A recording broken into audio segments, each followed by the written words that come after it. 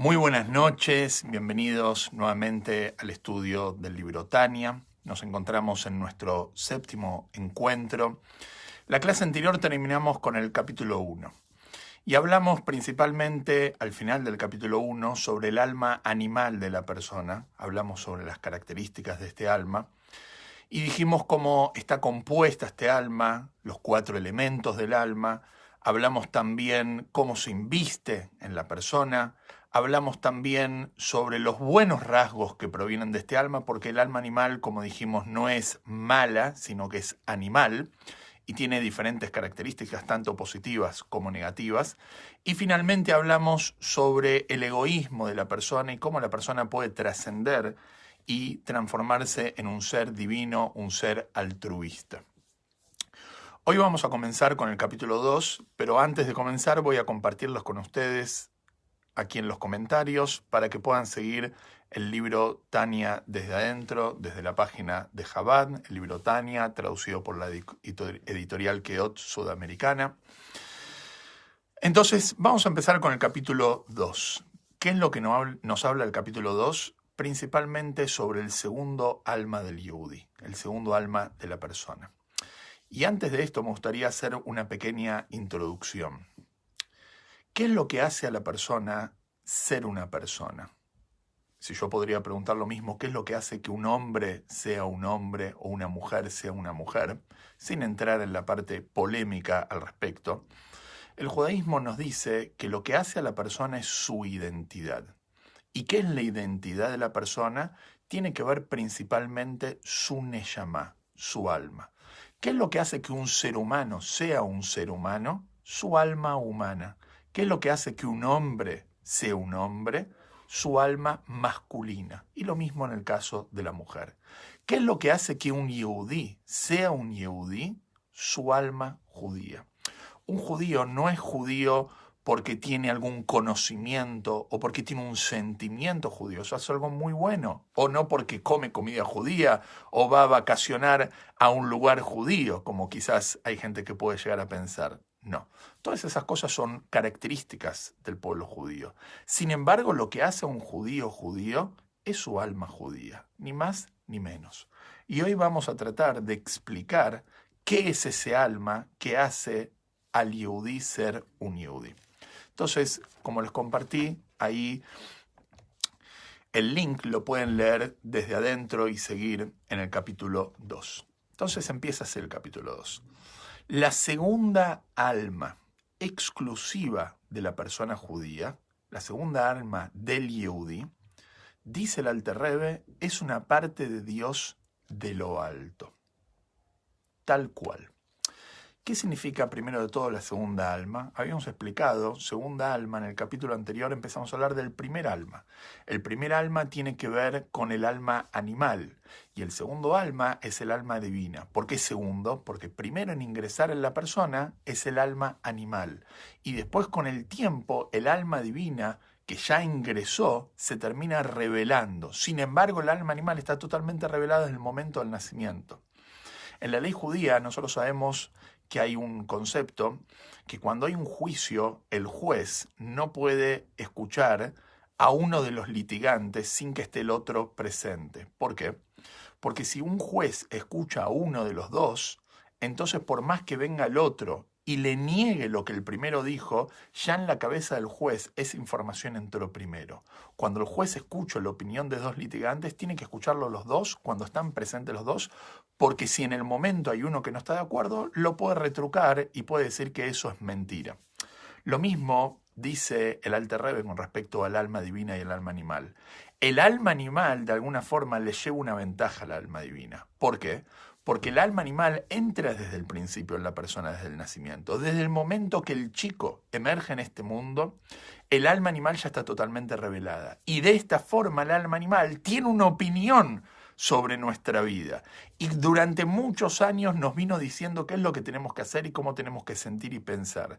Sin embargo, con el tiempo, el alma divina se pudo ir revelando, pero el alma animal le lleva una ventaja. Por eso en los libros, en el Tanaj, se dice que el alma animal se la compara con un hombre anciano y el alma divina se lo compara con un joven. ¿Por qué? Muy sencillo, el alma animal ya es anciana en la persona, ya hace tiempo que tiene esta casa en el cuerpo. Sin embargo, el alma divina de a poquito recién va entrando. Y por eso el Alter Rebbe comienza el capítulo 2 diciendo el segundo alma, la segunda alma del Yehudi. También hay otra explicación. Esta es un poco más profunda. ¿Por qué la segunda alma? Porque el alma divina realmente es segunda en importancia al alma animal. ¿Qué significa esto? ¿Cómo podemos decir que el alma divina es segunda en importancia? ¿Acaso el alma animal es la más importante? La respuesta es sí. En Hasidut constantemente está explicado el concepto que lo principal en la persona no es su alma divina. Así es el dicho en los textos hasídicos. El alma divina no vino al cuerpo para ser refinada, no vino a este mundo para ser refinada, porque el alma divina ya está refinada, ya está completa. El alma divina vino al cuerpo para refinar el cuerpo y el alma animal. O sea que el objetivo de la creación del hombre no tiene que ver justamente con su parte divina, con su parte, entre comillas, buena o perfecta, sino justamente con lo contrario, con el alma animal. El objetivo nuestro no es refinar lo que ya está bien, sino el objetivo justamente es refinar nuestra parte animal. Y por eso el Alter Rebbe lo llama la segunda alma. ¿Por qué? Porque en el primer capítulo habló de lo importante, habló de lo principal, que es el alma animal. Y en el segundo capítulo nos viene a hablar de lo secundario, que es el alma divina. Así está explicado en los libros. Y leo nuevamente. La segunda alma del Yehudi es una parte de Dios de lo alto tal cual. Esto es una frase, es una parte de Dios de lo alto tal cual, es una frase que está extraída del libro de Job. Ahí el libro de Job está hablando de otra cosa. Nosotros conocemos la historia de Iob, de Job, que él tuvo un mal pasar durante su vida, después de que el Satán lo prueba a él. Y Job es como que de alguna forma reclama al cielo y dice: esto es la parte del cielo que me debería tocar a mí, esto es una parte del cielo que me debe tocar. Así es la traducción literal. Sin embargo, en los libros de Kabbalah, en el Maharal de Praga, principalmente se le reformula este versículo y se dice que el alma del Yehudí es una parte de Dios de lo alto tal cual. ¿Qué significa es una parte de Dios? El Yehudí dentro de sí, aparte de su alma animal, al igual que cualquier otra persona en este mundo, como explicamos al final del capítulo 1, tiene también una segunda alma, una segunda identidad, que es su alma divina. Y cuando decimos que es una parte de Dios, este alma, a veces podríamos pensar que quizás esto es una alegoría, como cuando la Torá habla que la mano de Dios era fuerte, o que Dios estaba en el cielo como un hombre anciano. Obviamente todas esas son alegorías. La Torá nos habla en forma alegórica. Sin embargo, acá el Alter Rebbe dice que esto de ninguna manera es una alegoría, que esto es literal, mamash, así trae en el texto en hebreo. Es una parte de Dios tal cual, literal. ¿Qué significa es una parte de Dios? Una parte de Dios significa que de la misma forma, dice el Baal Shem Tov, que cuando uno toma una parte de algo, esa parte tiene toda la esencia de ese algo. Por ejemplo, si uno agarra un pedazo de manzana, corta un pedazo de una manzana, entonces no podemos decir que ese pedazo de manzana no tiene la esencia de la manzana, sino en cualquier lugar de la manzana está la esencia de lo que es la manzana. Con Dios exactamente lo mismo. Cuando uno dice que el Yehudí tiene dentro de sí una parte de Dios, no es que nosotros decimos que tenemos una parte y no tenemos la completitud, sino tenemos literal la esencia de Dios dentro de cada uno y uno de nosotros. Y lo prueba esto con diferentes versículos. Dice así, como está escrito: y el Dios sopló en sus fosas nasales un alma de vida. Esto se dice con respecto al primer hombre y su mujer, Adán y Javá, en el Bereshit, que cuando Dios creó al primer hombre, nos cuenta la Torá, que previo a haber creado el primer hombre, Dios creó a la creación completa. Primer día, segundo día, tercer día, diferentes reinos, mineral, vegetal, animal, hasta que finalmente en el sexto día crea al hombre. Sin embargo, hay una gran diferencia en cómo Dios crea al mundo entero y cómo Dios crea al hombre. Dice que cuando Dios crea al mundo, lo crea por medio de la palabra. Vayomer Elohim, y dijo Dios, Yehi Rakia, se hagan los cielos, y se hicieron los cielos. O sea que Dios crea el mundo por intermedio de la palabra, del dibur en hebreo. Sin embargo, cuando Dios crea al hombre, no lo crea a él por intermedio de la palabra. Al cuerpo del hombre lo crea por intermedio de la palabra. Sin embargo, el alma de la persona no dice que Dios creó al alma de la persona por medio de la palabra, sino que sopló dentro de la persona, en sus fosas nasales, un alma de vida. Por eso nosotros sabemos muy bien que la respiración es uno de los signos de vida en la persona, ya que la respiración habla sobre la tenencia de un alma. Interesante que en hebreo la palabra respiración se dice neshima y alma en hebreo se dice neshama. ¿Por qué? Porque obviamente está vinculado lo que es la respiración con el alma de la persona. El alma de la persona se introdujo por medio de la respiración. O sea que Dios no creó al alma de la persona, no introdujo al alma de la persona en el hombre por medio de la palabra, como hizo con toda la demás creación, sino que acá cambia y utiliza el lenguaje de soplo. Obviamente que esto es una alegoría. No es que Dios creó el mundo por la palabra como nosotros hablamos, ni que Dios sopló en el hombre el alma como nosotros soplamos. La Torá acá nos quiere decir algo. ¿Cuál es la diferencia entre hablar y soplar? Prestemos atención en nosotros mismos. Cuando una persona habla, puede hablar durante horas sin cansarse. Hay gente que puede hablar durante días sin cansarse. Pero lo normal es que una persona pueda hablar durante horas sin cansarse. Sin embargo, cuando una persona sopla, puede soplar apenas unos minutos y ya está agitado, ya está cansado y le empieza a doler la cabeza. ¿Cuál es la diferencia? Hablar y soplar aparentemente es lo mismo. De las dos formas nosotros estamos sacando un aire de dentro de nosotros, pero hay una gran diferencia. Cuando la persona habla, el aire que saca de dentro de sí es un aire externo, superficial de dentro de sí. Cuando la persona sopla, sopla de lo más profundo de su ser. Es como que se da a sí mismo por medio de ese soplido. Y esto es lo que está diciendo acá el Alter Rebbe. Sigo leyendo el segundo renglón. Tú la has soplado en mí, en la tefilá, en el rezo matutino. Nosotros le agradecemos a Dios por haber metido dentro de nosotros, soplado dentro de nosotros, este alma de vida. Y continúa y dice así, está escrito en el Zohar, en el libro madre de la Cábala, aquel que sopla de dentro de sí. La persona que sopla, cuando sopla de lo más profundo de su ser. Y esto es como alegóricamente dijimos recién, cuando Dios creó el mundo entero, habló. ¿Qué es lo que quiere decir por medio de que habló?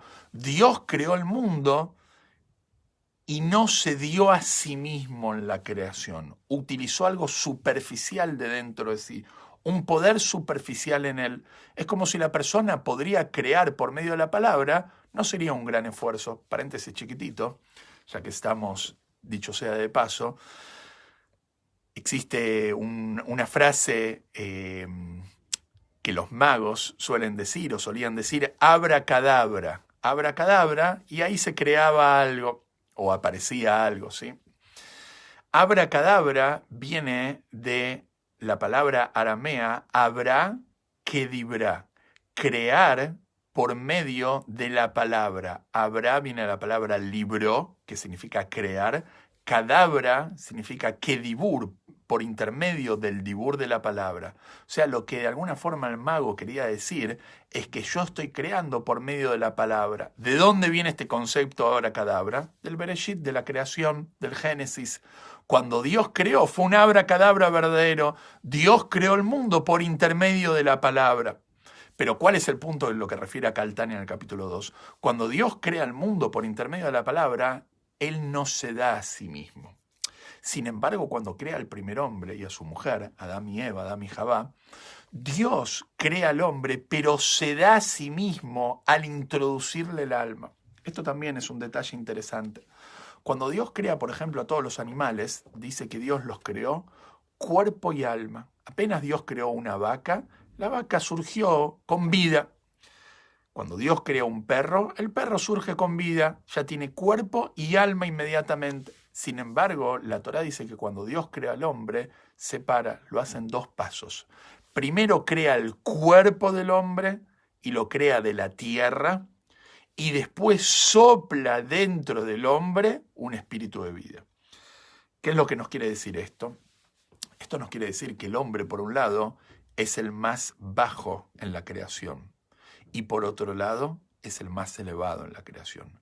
El hombre tiene una faceta muy baja, que es su cuerpo, que está creado de la tierra, lo que no es así con los demás seres animales, por ejemplo, que también pueden venir a la tierra, pero ya venían con alma. El cuerpo ya venía con alma. De esta forma, el cuerpo es más elevado. Sin embargo, la persona tiene un alma que es lo más elevado de toda la creación, que es una parte de Dios. Por eso nos dicen nuestros sabios que el hombre, con su comportamiento, puede transformarse en el más bajo de la creación o, lo contrario, transformarse en el más elevado de la creación. Sigo leyendo. Está escrito en el Zohar: aquel que sopla, sopla de dentro de sí. Cuando una persona sopla, sopla dentro de sí. Es decir, sigo, desde su interior y su ser más profundo. Cuando una persona sopla, saca de dentro, se da a sí mismo por intermedio de ese soplo. Porque su más íntima y profunda vitalidad, lo que el hombre expele cuando sopla con fuerza. Lo que explicamos recién. Continuamos en el texto, segundo párrafo. Así también, hablando alegóricamente, en forma alegórica, acabo de hablar de otro punto. Hasta acá nosotros dijimos de que el alma del Yehudí viene de un soplo divino, viene un soplo de Dios. Ahora lo va a comparar con el pensamiento y dice así: así también, hablando alegóricamente, las almas de Am Israel se han elevado en el pensamiento divino. ¿Qué significa se han elevado en el pensamiento divino? Cuando nosotros decimos que el alma viene del pensamiento de Dios, viene del pensamiento divino, también tenemos que compararlo con lo que es la palabra de la persona. ¿En qué se diferencia cuando nosotros pensamos algo y nosotros hablamos algo? Cuando nosotros hablamos algo, normalmente es para el otro. Una persona habla para comunicar lo que uno tiene dentro de sí a un par, a otra persona que está con uno. O sea, es para exteriorizar lo que tenemos dentro de nosotros. Nadie habla para sí mismo. Una persona que habla a sí mismo es una persona que está loca, ¿sí? Sin embargo, el pensamiento es algo que tiene que ver con uno mismo. Uno piensa para uno mismo. ¿Cuál es la diferencia de decir que el alma de la persona viene del pensamiento divino y no de la palabra divina? Otra vez lo mismo. Cuando Dios le pone el alma a la persona, no le pone el alma por medio de la palabra, algo externo de la persona. Aún podemos llegar a decir que el ejemplo del pensamiento es más elevado que el soplo, porque en el soplo todavía estamos hablando de algo dentro de la persona, pero todavía externo en la persona, separado de la persona. El pensamiento de la persona es algo muy interno en la persona. Como vamos a explicar, si Dios quiere, cuando explicamos las distintas vestimentas del alma en el capítulo 4, vamos a explicar ahí que el alma tiene diferentes vestimentas. Lo que la persona hace, la persona se inviste en lo que hace, se expresa por lo que hace, lo que la persona habla y lo que la persona piensa. Uno no es ni lo que hace, ni lo que dice, ni lo que piensa. ¿Por qué? Porque yo puedo pensar algo y mañana puedo pensar diferente. Sin embargo, ¿qué es lo más cercano a nuestra propia esencia? ¿Lo que hacemos, lo que decimos o lo que pensamos? Sin duda lo que pensamos. ¿Por qué? Porque lo que hacemos podemos hacerlo y dejar de hacerlo. Lo que decimos podemos decir y dejar de decir. Sin embargo, lo que pensamos no podemos dejar de pensar. Podemos cambiar de pensamiento, pero el pensamiento es imposible dejar de pensar. ¿Por qué? Porque se dice que el pensamiento es una ropa interna, interior en la persona, muy pegada al alma de la persona. Por eso cuando decimos que el alma de la persona viene del pensamiento divino, ¿qué es lo que queremos decir? Que el alma de la persona realmente viene de lo más profundo de Dios.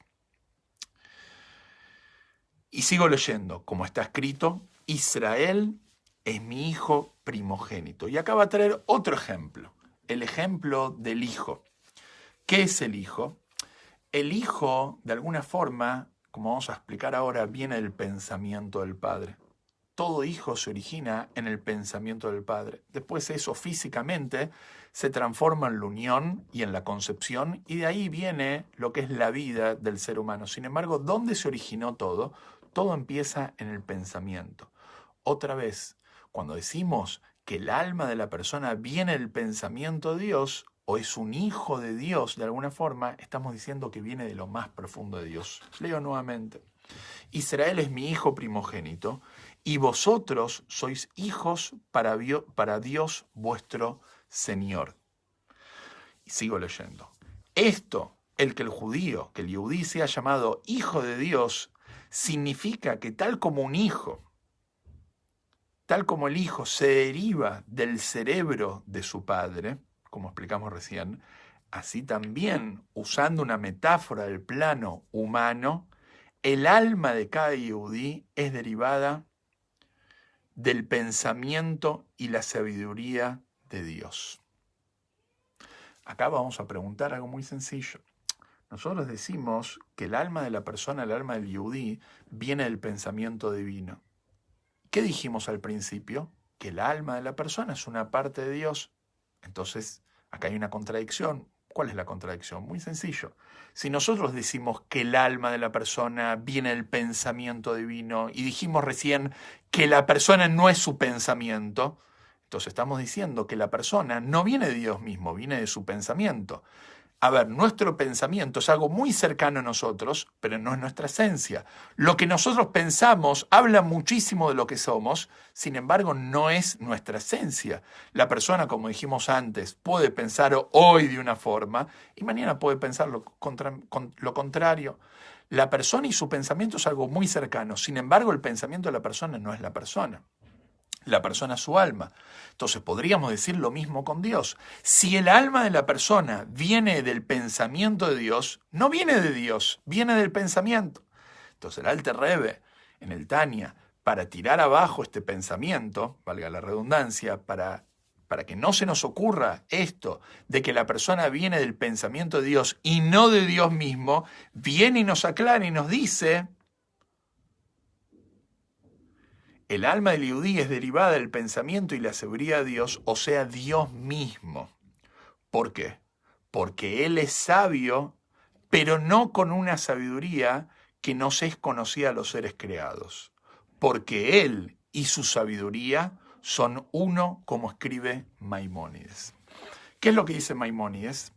Y ahí en la nota, que no la voy a leer, pero lo explico muy por afuera, Maimónides dijo algo muy fuerte en su libro, en el Mishneh Torah. Maimónides dice que Dios y su pensamiento son uno. ¿Qué es esto?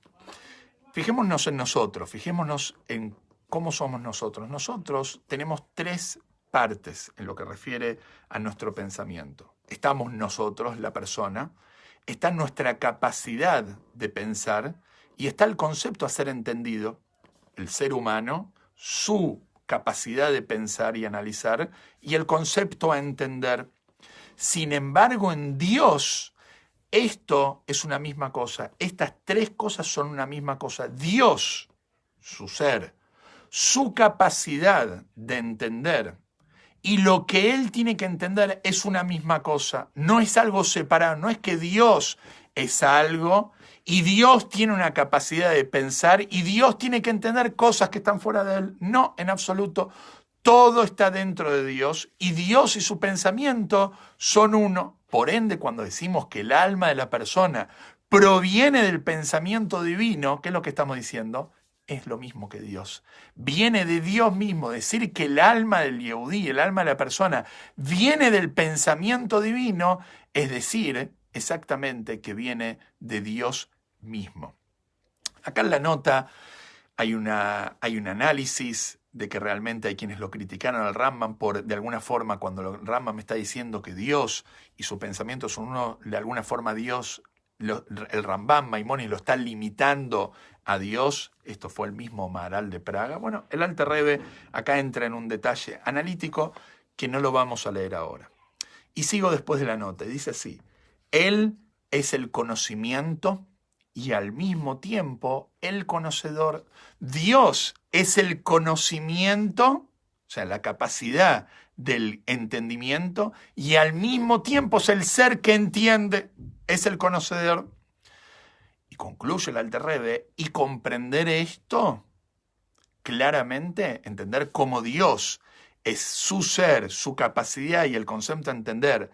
Este concepto no está dentro de la capacidad de ningún hombre. Ningún ser humano puede entender cabalmente qué significa esto. ¿Por qué?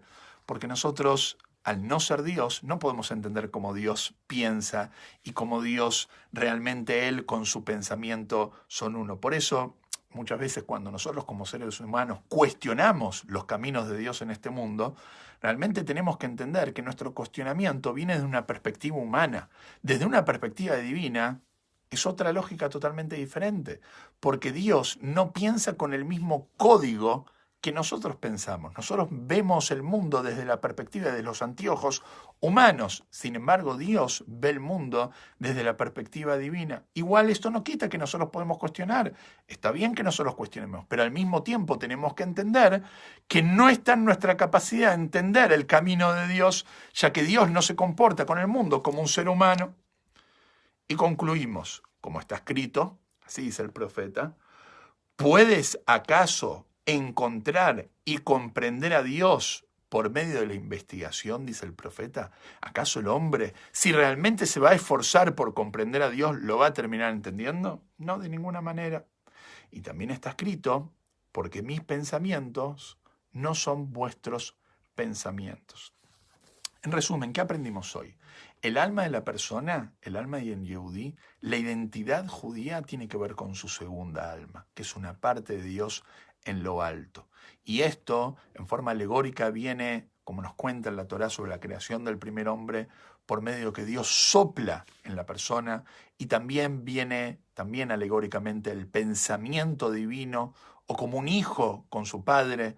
Y concluimos recién diciendo que de la misma forma que en el hombre su pensamiento es algo separado a uno, en Dios no es así. En Dios, Él y su pensamiento son totalmente una sola cosa. Por eso el decir que venimos del pensamiento divino es decir que venimos de Dios. En conclusión, en el final del capítulo 1 hablamos sobre el alma animal. Y ahora estamos empezando recién a entender que tenemos una segunda identidad, un alma divina. Y es por esto que normalmente la persona vive en una contradicción constante. La persona constantemente vive un dilema, vive una doble voz dentro de sí. Vive la voz que le habla su parte animal, su parte instintiva, su parte egoísta, como hablamos en el capítulo 1, pero también la persona tiene la capacidad de escuchar a su alma divina, su alma altruista. Y es ahí donde está el libre albedrío nuestro, es ahí donde está el libre albedrío de la persona, saber a cuál de las dos voces, o mejor dicho, cuál de las dos almas debemos escuchar. Así que con esto ya tenemos más que suficiente para trabajar durante toda la semana. Que tengamos una excelente semana y si Dios quiere nos volvemos a reencontrar el próximo lunes. Shavua Tov.